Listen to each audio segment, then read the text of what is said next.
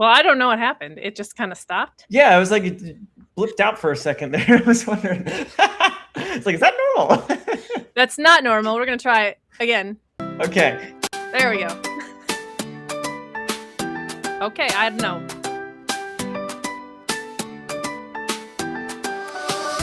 All right, I give up.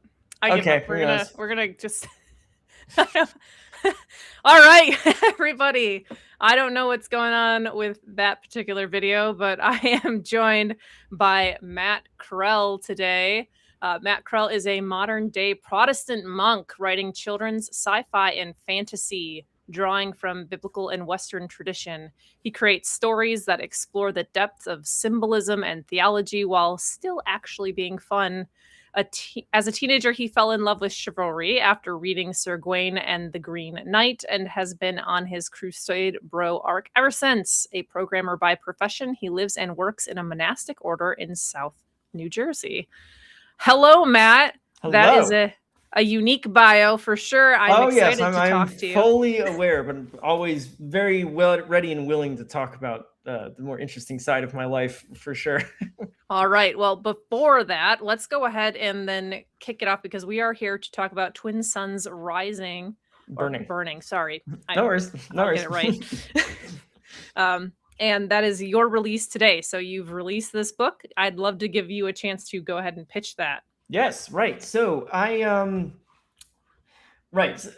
have tried pitching this to people, but it's kind of a strange book to describe. So I'm gonna do my absolute best to give you the lowdown. But basically, it's about a planet of space elves who lose their sun, and they are actually the original Atlanteans. And the centers around the main character is a girl, like 12 years old. She's a slave in this society, and she really wants to see the stars and can't. So because she lives underground. And one day her aunt disappears and she's very distraught by that. But then a strange, mysterious creature in the shadows frees her from her slavery and helps her escape as she goes to try to find her aunt. And then discovers that they have a new sun now and accidentally reaches the surface. And then as she finds out what's going on about that, she later discovers that the person responsible for giving their planet a new sun is Anubis, the god of death. And why would the god of death be on a planet full of immortal space elves is the question. So it is, it's a book full of lots of atmosphere. I use that word very deliberately because that's the word Lewis would use to describe what he was interested in stories. And that is my direct inspiration. I have pulled a lot of the theory from Planet Narnia, if you're aware of that, to help understand how to write this book. Because I have a theory that we need more fantasy books that are written more like Lewis and less like Tolkien. Not that Tolkien's bad. I'm a huge fan, obviously. But for me, the way I like to write is a similar fashion to what Lewis was doing in his Narniad. And for me, I really wanted to try to implement the same idea myself. So I did that. And I also pull heavily from lots of symbolic language that you can find in the scriptures as well, but also just in life in general. So a lot of my inspiration for that is a guy called Matir Pajot, who wrote this excellent book called The Language of Creation, which goes over the kind of the symbolism inside Genesis and helps you understand why different bizarre things are the way they are.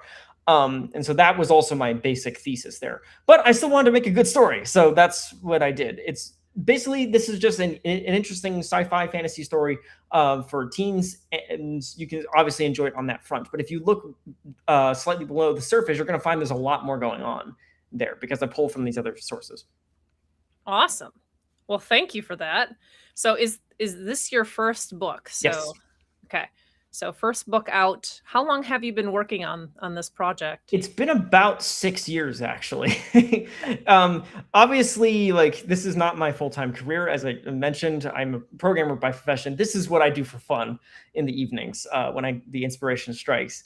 But yes, it has been about 6 years since I first got the idea, shortly after my grandmother passed away. Not from COVID, but around that same time. I was thinking about death and, mortality and all that jazz. And then that's kind of when the idea for this book started just spun out of nowhere. And here we are. So I've talked to several people that were there. techies or programmers, people that work in IT, and it's interesting to me because it doesn't seem like it would be naturally something that leads into this type of creativity, right? That's so true. I mean, we are known for spending our free time on more code, just the code we want to write, right? And I am kind of wired that way for sure. The thing is, writing is a way that I kind of get away from work because, I mean, heck, just this summer, I did like a kind of staycation home. I was just chilling for most of the time for my vacation, and I ended up like trying to code it like a prototype video game for fun on some things. And I by the time I got done with the vacation, like I did not feel like I did it. Like I actually got any rest. So this is how I detach myself from my 9 to 5. Yeah, that makes sense to me. So, ha- I like to kind of get an understanding of what compelled you to tell it in this form. So, a book, like, Mm. were you a writer of short stories? Was it the Yeah, inspiration from stories that you read? that's a great question. So, I mean, I've always been interested in storytelling and book writing from a young age, like most people there. It was something I just kind of naturally went on to. I realized, oh, wow, I actually like telling stories. And so that became a thing. The thing is, when you're like a teen, none of your ideas are any good. So, there's always that one forbidden manuscript that writers talk about, right? Yeah, I'm no different. Um, but one thing I did notice too is like I kind of just couldn't really write that well because for some reason my brain would lock up as I'm trying to put words to the page, and you'd get stuck in the blank screen effect, right? Um, so that was that, and eventually one day, there's a wild story behind this one, but I was actually on a missionary trip to India of all places, and was just sitting in my apartment waiting just on before I was going to go to bed. I had a journal, so I started writing a story idea I had in that journal longhand. And somehow, I don't know if it's just because I matured more or that was the trigger or whatever, it just clicked. And then I was fine for the rest of my life. And now I've been writing little short stories, sometimes published on the internet, that kind of thing. But yeah, where did this story like come from as a book? Well, like I said, I've always wanted to write a full novel. And so eventually this story just blossomed thoroughly enough into something that kind of demanded that format. Awesome.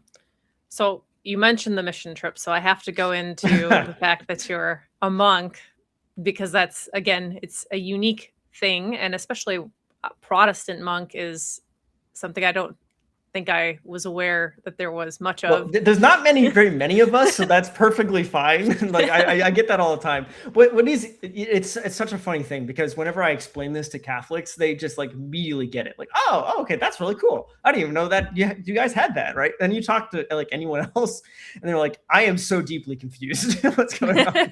So anyway, I'm completely used to it, but yes, it's kind of rare. But the reason it's rare is famously Luther ended the monasteries. I mean, he was a monk himself, right? So the idea of monasticism and religious orders being paired with Protestantism just generally isn't a thing. That said, if you go look it up, there are different monastic orders that have existed inside the Protestant tradition over the ages. I think the most famous one is a community in France that's still going called the Taizé community. They're not technically Protestant anymore. They're actually ecumenical now, but they're really interesting. You can go check them out. But to answer of how we got there and what we're about. Well, we started as a missionary group back in the 80s as part of a wider organization. And my parents were a part of that. And they basically had a old school revival. That was primarily through reading a lot of Charles Finney's work. Of course, he's one of the famous revivalists of 19th century, and indeed probably one of the most successful revivalists of all time. If you go look up the stats, I think his converts stuck like, I think it was like 80% of the time, where if you look at Moody, it was like 1%, I think, or like 5%. And then modern evangelists is like less than 1%, actually. So anyway, props for Finney. He actually got the job done. So anyway, so we were reading his stuff. They had a revival. It turned into this whole big mess. including getting barricaded inside an apartment and shotguns being pulled. Like it's a pretty wild story. But through the end of that, God is good, and now we are what we are, which is a Benedict adoption style community.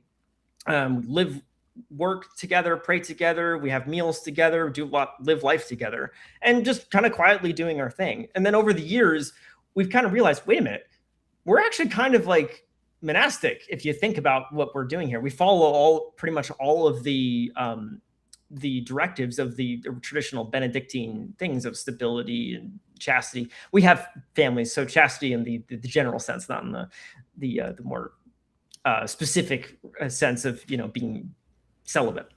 But if you look at the kind of the Benedictine rule, you'll see, wow, we were all doing that basically. So we're kind of Protestants. So over the years, we haven't backed away from saying that we are a monastic style community, because that's what we are effectively.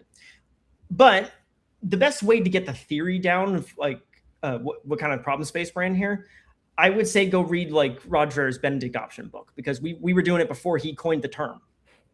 And we're not the only ones out there. Obviously, there's tons of groups like us you can go find if you go do a little bit of digging. But yeah, we're just like 30-ish people who just try to live out the gospel in southern New Jersey. So that's what I am as a monk. Awesome. It's definitely a unique thing, and obviously I think it's cool. I think it's cool that you have that community, because I know that a lot of people now are struggling with just having some sort of sense of community and belonging, and even families are smaller and less in touch, and so having that is helpful. That's kind of why Dreher wrote the book, is because he was noticing that modernity is extremely liquid, and there's nothing solid inside it. And it's not even like necessarily a fault of our culture. I mean, I think it largely is individualism and so forth. But it's like cars. The fact that you can drive across the country and that's relatively easy to do is what encourages us to pick up and go to a new job opportunity halfway across the country, right? So in order to counterbalance that, you have to take steps in your own life in order to build that. You have to sit down with your family. So people try to get community through their family. It's great. It's good. I'm not against that. But we kind of forget that the church is your first family. That's what it was about. That's what Jesus was trying to do, is he's starting a new family as the church. So, I try to act like, is people are in lots of different situations and so forth. And I'm not saying, one particular system is the right way necessarily. But what I tell people is that the reason we have a lot of these problems is because the church ain't being the church, right? Like it should be a lot more radical than you think it is. Does it have to look like me, where we have like a common person stuff? I don't know, man. Like that's implementation details. But for me, so I kind of act like when online, when I talk about these people, this stuff, I try to act like a prophetic voice to help people to just keep going in for God, keep doing things for his kingdom. I don't know what that means to any one particular person here in their life, but it's more than you think. I'll just say that it's always more than you think. God is always calling us to go higher up and further in, like Aslan says at the last battle. For sure. Okay, so let's kind of go back. I want to go back to the book. So you mentioned that your inspirations, that you were more like a Lewis inspired, trying to create more of that type of world versus like a Tolkien type of world. So I guess maybe my question would be, how do you perceive those things as different? So what is the thing that you're reaching for versus the other thing? So there is an interesting way of putting this that I've seen someone, I can't remember who, say. He described it that Tolkien was very interested in mythos. I'm sorry, sorry, I got that wrong. Lewis was very interested in mythos, whereas Tolkien was very interested in logos. The idea with Tolkien is that he really wanted to have a very ordered system, as like being a sub-creator, like he talks about in the Silmarillion. I'm sorry. Should we assume that your audience has read the Silmarillion or not? As I know that's okay, I don't know. Most of my audience are authors, so I mean, it's a good chance. All right, but in the off chance you didn't read it, basically, Iluvatar gives authority to the different angels of the world to create the world. And so there's like kind of a sub-creation that's happening. Tolkien believed that that was what was going on when you create a story. Is that you're creating a sub-world that reflects the actual truer world that God himself had started before. And he really firmly believed that that's a super important thing as a creative to follow. Lewis wasn't as interested in that. Per se, Lewis was more interested in the atmosphere of the thing, the kind of the feeling that the story gave you. But that's even a little bit simplistic, I think. And the word he would use, this person who was describing this, would use to describe that is mythos, as opposed to logos, the word, right? Okay. Well, that's even a little bit narrow, I think, because there is a very fascinating theory that each of the Narnia books was based on one of the 7 Ptolemaic planets. Of which the moon and the sun are considered planets in that thing. So it's the medieval heliocentric system. Now, it's not proven that this is the case, but apparently most scholars think that there is the case. Because when people read Narnia, they think there's got to be something that's connecting all of these books together. It's like maybe it's like the virtues or something, but they never quite fit. But the Planet Narnia one is the one that makes the most sense. It's not perfect, but it seems very strongly suggested because we know that Lewis was extremely interested in astronomy and the symbolism of different planets and such. So to reiterate, if you're going to go read Michael Ward's book, if you're not going to go read Michael Ward's book, basically each book of the Narnia series is based on a single planet and all of the symbolism that's associated with that planet. So a good, easy example to grasp onto is Prince Caspian being based on Mars. All right. War, it's military, the predominance of trees apparently connects to Mars somehow. The Voyage of the Dawn Treader is a solar book. There's a lot of sun imagery on there. And if you examine it, what Lewis is doing is kind of taking you through an idea of Aslan, God, being the sun god, being Sol himself. And towards the end of the book, he's described as being very radiant and golden. And there's other things like that. Anyway, it's a very interesting theory if you've never read it. But what's core about Lewis's opinion is that he didn't think towards the end of his life that argumentation was the primary way to change someone's mind and convert them to the faith. Obviously, many people know this, Lewis was a very vigorous debater and ran debates at one point. Well, that eventually stopped because he got trounced by an atheist at one point in his life. And so what came after that? It was Chronicles of Narnia. So people accused Lewis of being like, oh, okay, so he lost the debate. Now he went off and made children's stories. That's kind of not really what happened. What happened is Lewis understood that to really persuade someone of the faith, you can't just reason them into it. They have to live inside it. And to get to that metaphor, he has a very interesting essay called Meditation and Toolshed. It's free online. You can go read it. It's excellent. Meditation and Toolshed is his observation of how to understand truth. One day he was going out to his toolshed at the kilns, and he opened the door, and there was a beam of light coming in through the some crack in the roof or whatever. And so he was able to see that light. Then he stepped into the beam of light, and then he could see outside the wind and the trees moving and all the light and all that jazz. And so what he realized with that metaphor is that's how you can understand truth, especially religion. You can look at it from the outside and you understand a part of it, but it's not until you're inside, you're looking along the light, do you fully understand what the thing is about.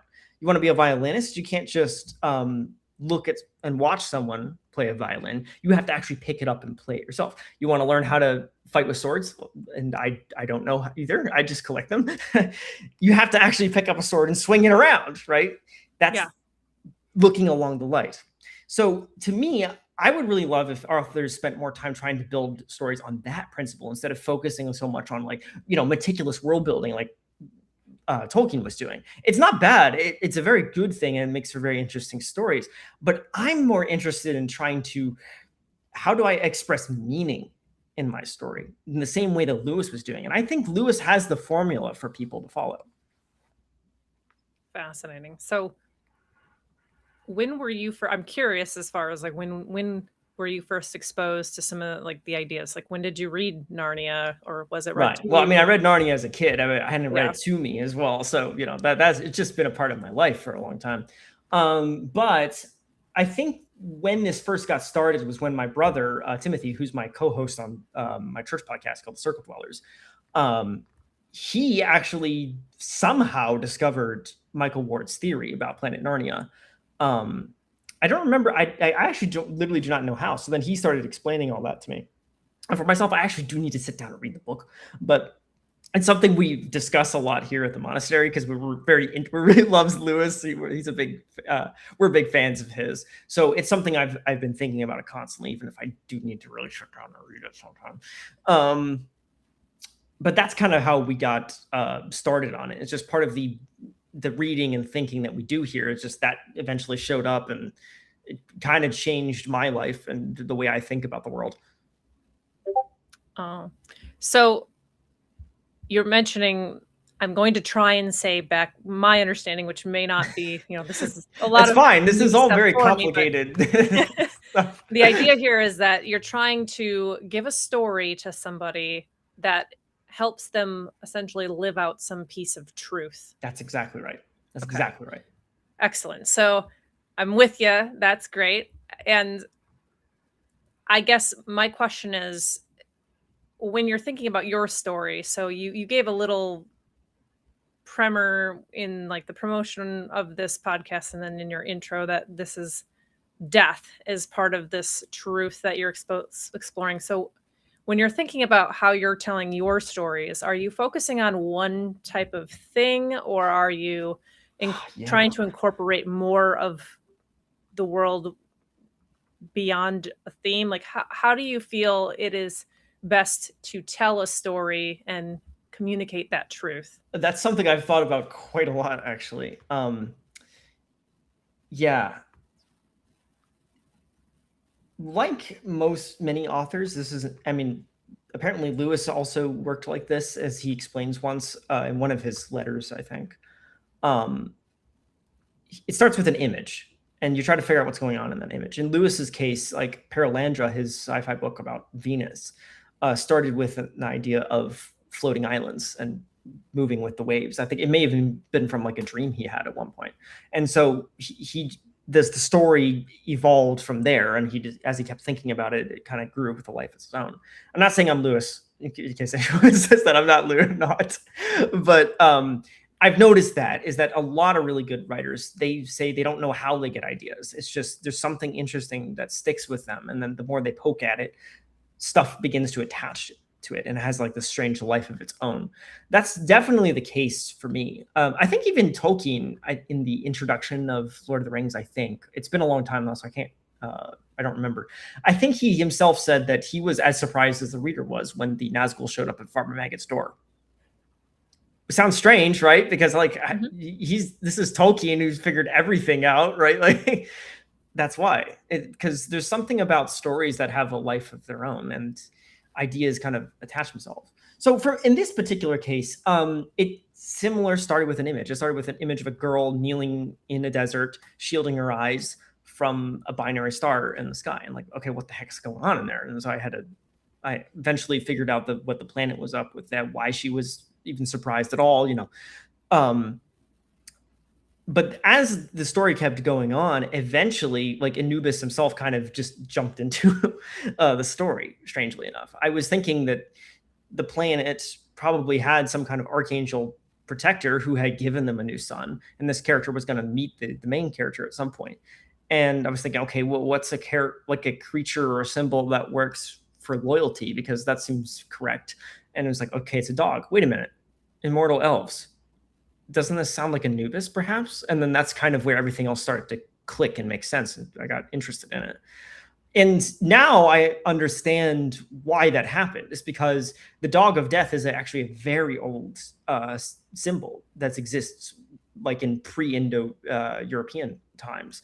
From the kind of the symbolic concept of Kerberos, the guardian of the afterlife who sits at the stream waiting for us to go to heaven, basically. That gets re-expressed in Anubis. You can see it in Cerberus and the Greek myths. There's a Hindu version of the same thing. And it shows up all over the world. It's because we keep hitting on the same idea. The dogs are associated with death because they're violent, and there's like coyotes and that sort of thing. We kind of see them as being dogs, even though they're technically not dogs; they're closer to foxes. But you get the idea. Wolves. So yeah, so I hope that answers your question here. Basically, certain ideas just start attaching themselves to your core thing, and you don't even know why. What I've tried to do is try to understand why it attached itself to it, and then the more I did that, the better understanding I got about what the story was trying to be. Got it. So you picked what would be like a YA type of story. Was that an intentional choice, or is that what the story decided it wanted to Feels be? like what the story decided to be. I mean, the story kind of got what it started off as a little bit more mature when I was originally writing it because it felt natural to do it that way, and then eventually I kind of backed it off a little bit to make it still retain its thought because as I went on, I was thinking, nah, this is going to be like a kid's story. I had intended for like a Lewis style reading level, but it ended up being kind of a slightly older kid thing. So again, that's just because I naturally write at a higher level, I Mhm. suppose. So, uh, yeah, I didn't like sit down and think, oh, I want to make a book for kids. It's more just as I went on, the story just said, no, this is going to be a book for kids. You have to back it up a little bit. So, That makes sense, because I think that people can approach it one of two ways. Like, you can see either a market, or you see a hole and you want to tailor a story towards that, or to your point where you yeah. start writing something and then it kind of directs you. So I don't think either one is necessarily wrong, Exactly, kind of exactly. approach. I mean, I think I'm sorry, Lewis. I keep going back to Lewis because he's my muse here. He himself mentioned at one point in one of his essays somewhere that he never knew how to write for a particular audience. It's just the story he wrote it just demanded that it was that, and he had to write Mhm. it down or else he would burst. He says there's plenty of people who can do that, but I don't personally find that interesting, and this is how I write stories. All right, so it took you 6 years from conception of idea to today to getting it out there. How much of that was actually plotting versus writing versus Hmm. figuring out, like, finalizing, editing kind of a thing? Yeah.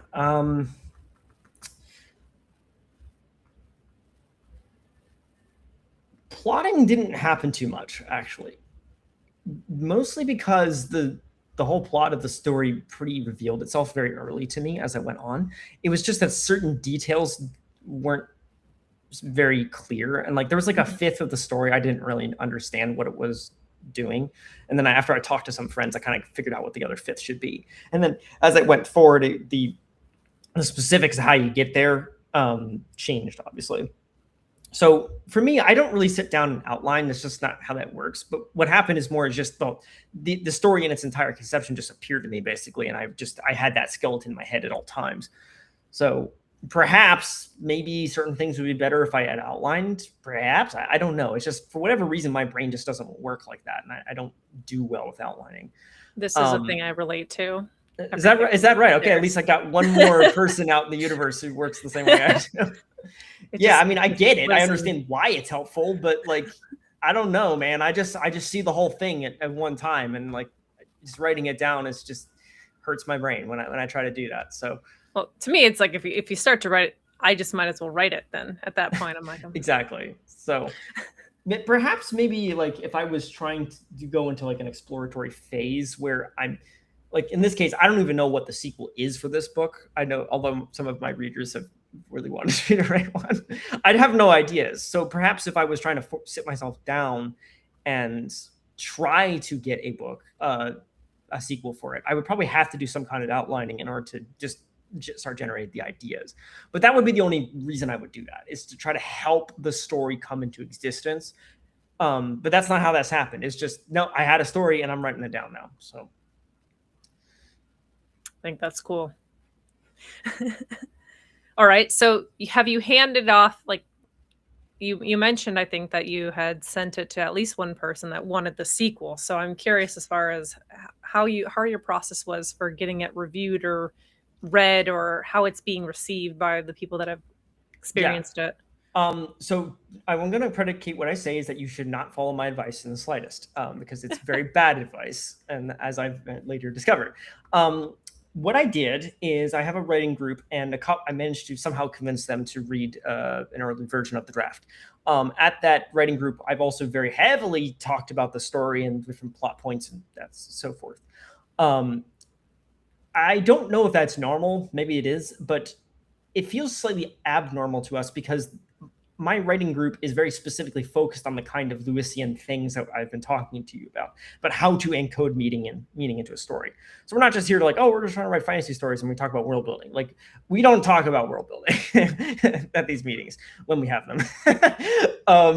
What we're interested in is trying to capture the meaning side. How do you encode the truth into a story that someone can walk into and live inside? So for those kinds of situations, people kept pushing back a lot. I actually credit my brother; he's a part of that, for getting it kind of to where it was, because I had a very heavy Egyptian theme on it, and he said, "Matt, it's just not working for this. I get what you're kind of trying to do, and it's sort of interesting, but it's just not sitting right." So eventually, I had to kill my darlings, and I had to start from scratch, and then eventually, I came up with a kind of new mythology for it. And then when I told, it's like, "That's brilliant. That's exactly what you should do." So because of that, I didn't feel like I really needed a developmental editor because I had done a lot of that process with my pals before. Plus, I also had no money. I'm doing this as a hobby, so there's that. So I suppose I could try to find someone who's cheap, but I don't know, man. It's like if you're trying to be a serious writer, well, sure, of course, but I'm in a slightly weird situation where I'm doing this mostly for the love of the game.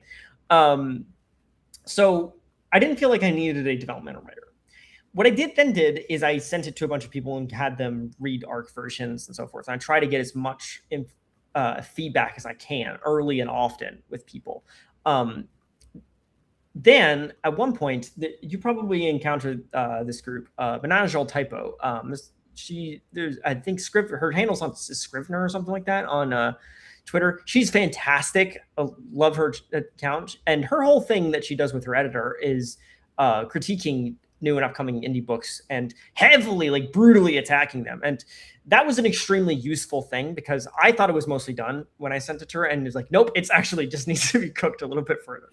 So that her feedback like greatly helped because it confirmed a bunch of things I was already thinking and had to change.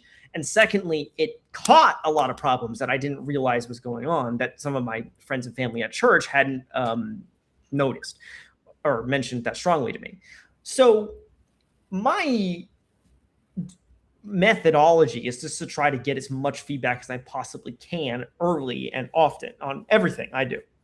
I don't usually like to give like raw rough drafts out because it's so messy. People get like lost in like the bad grammar or something. But then like after a second pass, that's when I tend to send it off to people because I want to see if we're heading in the right direction. I want to constantly be checking, am I going in the right direction or not? So that's what a developmental editor would do for you. So hypothetically, you can just get tons of feedback from lots of people, and that would act as your editor. But like I said, that's terrible advice. Don't do that. Go get an editor and pay for them. They're very worth it, and you should be doing what everyone online says you should be doing, my friend. So yeah, I'm a terrible person for advice on that front. The thing I've learned is that people do it, they find different ways to get to the ends. And I think the big thing that I always tell people is like, you just want a product that you're proud of at the end. Right. Yeah. And if you're doubting it or you're not sure, like, you remember your name is on that's going out there. Exactly. I mean, that's such an interesting thing though, because as both a programmer, it's part of being a programmer, but also just an artist, I'm a perfectionist, like so much so. And for me, I have to just consciously work against that because if I just fully gave into my perfectionism, this book would never get finished. Yeah. And there's a certain point where I kind of got done writing it and like, I don't want to keep working on this anymore. It's like, but also whenever I go to work on it, I don't know what to change anymore. It's fine. And it's not fine. It's actually terrible. Like, because I'm reading it now and like, oh my goodness, the prose on this is left to be desired. But as an artist, at a certain point, you just have to let things go and see that you're going to write a second book. You got to make a second picture, right? We kind of have this idea, perfectionists, that you got to get the first thing perfect and it's going to be your masterpiece or something like that. No, that's not how that works. You only ever get to the masterpiece after you've done thousands of terrible things first. They've proven this. They apparently, there's been studies done with like artists who are doing like pottery or something, that they had one team just do one pot beautifully well, and that was they're going to be their grade for the year. And they had another people say you're going to get graded on volume of pots that you created. The people who did volume of pots ended up producing stuff by the end of the year way better, and the people who just did the one often didn't even have anything to present to the class by the time they were done. So I've taken that lesson to heart. It's like, you just got to do a lot of stuff in order to get good at anything. Like, there's no getting it right on the first try. Sorry, man. That's not how human beings work. You're not Mozart. Okay. So like, well, and the reality is Mozart probably put in his 10,000 hours as well. Yeah, exactly. So like it stinks. I know. I hate that as much as you do. But I've just gotten used to it now. And the reason it doesn't feel intimidating to me now is because I'm just constantly creating as part of just my psyche. And so if you're always in a mood of constantly creating and you have systems to work on the thing you love, well, then, it gets done someday, right? So don't be patient. It's fine. We got lots of time. So, unless you get like hit by a tree or whatever, okay, fine. You can do it up in heaven. All right. You can finish it there. So like, just relax. So to me, that the concept of the 10,000 hours doesn't bother me anymore. No. Yeah. So I'd love to give you a chance to maybe read a little bit from it. All right. Well, sure. So probably the best thing to do is to start with the opening, because I went over that like a gazillion times, like most people do, which I think I saw something really funny the other day. Like someone it's either someone we know or someone I saw a post online that they had gone over the front page of their book like dozens of times, and they found that there was a spelling error on the first sentence or whatever. I totally sympathize with that, but I also don't understand how that's possible, because like I spent so much time on that first sentence. So anyway, funny thing, but great. Yeah. So I have to admit that I did commit the cardinal sin of having a prologue in the book. So anyway, we shall skip the prologue because that's what people do apparently. But I do highly recommend you read the prologue, because it will hopefully put you in the right state of mind to understand what the book is doing. Okay. I use the prologue effectively, people. It's not just, it should have been chapter 1. No, it's actually a proper prologue that helps you understand how to read this book. So anyway, so let me go start right at chapter 1. Ellis had never seen the stars. She had, however, a rough idea of what they looked like, for her master had stars painted on the ceiling of his cells. She had a book about the stars that she kept under her hammock and read every night before she slept. She had been told that, somewhere far away, someone had a magic box that could put pictures of the stars on the ceiling of a great chamber, the closest one could get to seeing the stars in person. But she had never actually seen them. None of the Astra had. She knew the reason, but her resentment for it had long since turned into despair. As she looked up at the ceiling of the colony meeting chamber, sitting in a slave's kneel outside the vizier's office, she let out a bitter sigh. The ceiling, too, had a stylized fresco of the night sky. Beyond that was miles of more rock. Beyond that, miles of snow and ice. Beyond that, the cold, unbreathable emptiness of space. Awesome. Okay. There's many more things I would love to read, but I have to spoil parts of the story in order to tell you. So hopefully I captured your attention. Yeah, I love it. So at this point, usually what I do is I give you guys, or my interviewee, a chance to say how they can be found or how people can find you. I know that you have podcasts and stuff, so pitch yourself, let people know how to find you. So all of my links are at mattckrell.com if you want to go look this up. Obviously, I'm very active on Twitter or X. I don't know, man. I still call it Twitter. I get it. Like, I know it must change it. I'm just stuck in my ways. So I am very active on Twitter. That's mostly where I hang out. I do have a Facebook where I sometimes post stuff, and I'm trying to do that more because apparently that's the main thing you should be doing when you're trying to market your book, is use Facebook. I don't know. I don't know how that stuff works either. So Yeah, but if you want to actually see my hot takes on stuff, you should go to Twitter about things. Sometimes post programmer stuff on there too. So hey, if you find that interesting, you can check me out there. The other place you can go find me is on YouTube. I have a podcast called the Circle Dwellers Podcast, where my brother and I talk about basically whatever.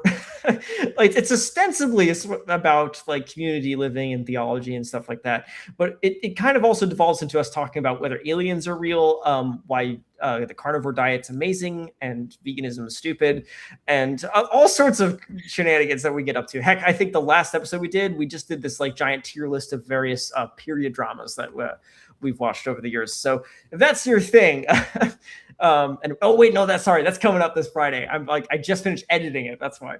So anyway, so that's where we hang out as well. I think there's a lot of interesting stuff on there. We do talk about the community and how that tends to operate, and we think about things on there. So that's a good place to get to know us specifically. Last link to point out though, if you're interested in getting in like a nice website that explains what we are and what we do at the church, life-mission.org is a great place to go. That's been newly redesigned. It's really awesome, but that gives you the whole lowdown and stuff. I don't think my face is on there anywhere, I think. So if you're trying to search for me on there, I don't know, might have a little trouble. But anyway, that is what the church thing. But yeah, if you want to go try to find me, I'm on Twitter. I'm on Circle Dwellers Podcast on YouTube. That's the best place to find me. Awesome. Well, Matt, I thank you for talking to me. It's been a pleasure. I probably could have talked to you for another. Oh yeah, you want to keep going? I got energy. On the flip side, I got a I have very questions for upset you. baby, Honestly, apparently. I have like questions for you. Like I don't know, what do you do when you're like you're running out of ideas? Like, legitimately, I'm very interested in how other people work about these things. But yeah, for sure. yeah. I'd be happy to talk to you sometime. All right. Well, with that, I'm going to go ahead and end this stream, and then we will see you next time.